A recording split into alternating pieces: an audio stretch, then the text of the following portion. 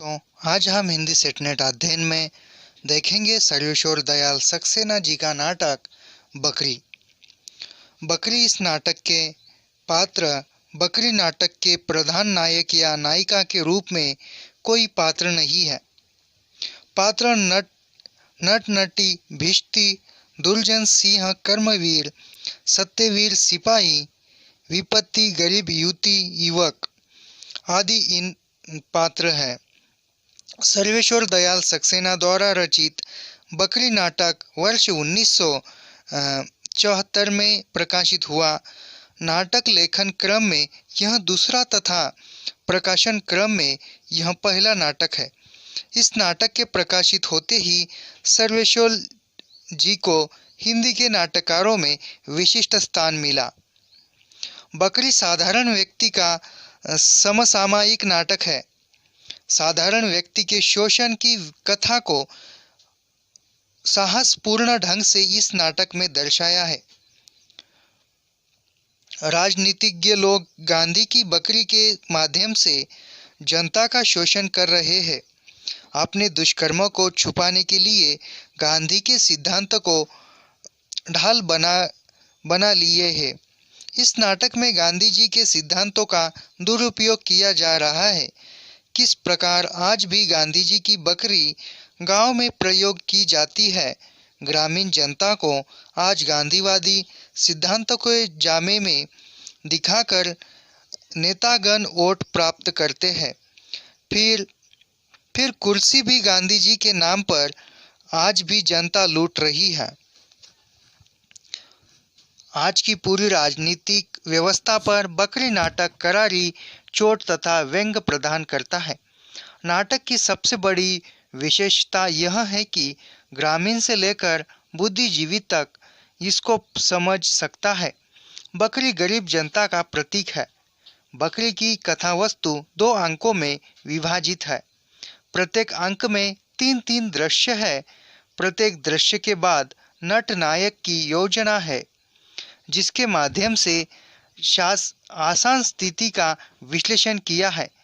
गांव वासियों की दयनीय स्थिति और उनकी मजबूरी का राजनेता किस प्रकार दुरुपयोग कर रहे हैं, यह नाटक की केंद्रीय कथा वस्तु है।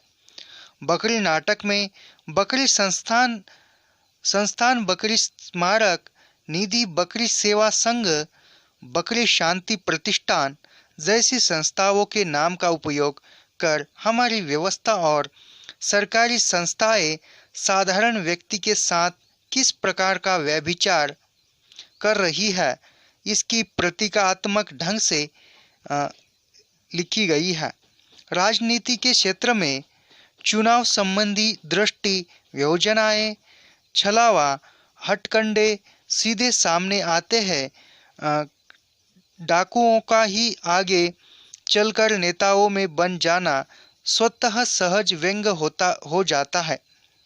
नाटक में एक युवक द्वारा सारे भ्रष्टाचार और विसंगतियों को तोड़ने और जन चेतना को जागृत करने की कोशिश करते हुए दिखाया है।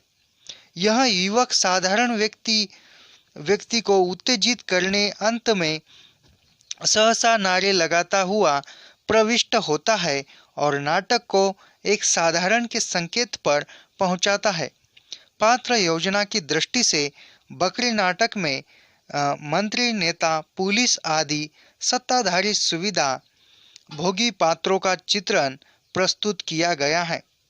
जो शासक का प्रतीक है, विपत्ति युवक आदि शोषित लोगों के प्रतीक है।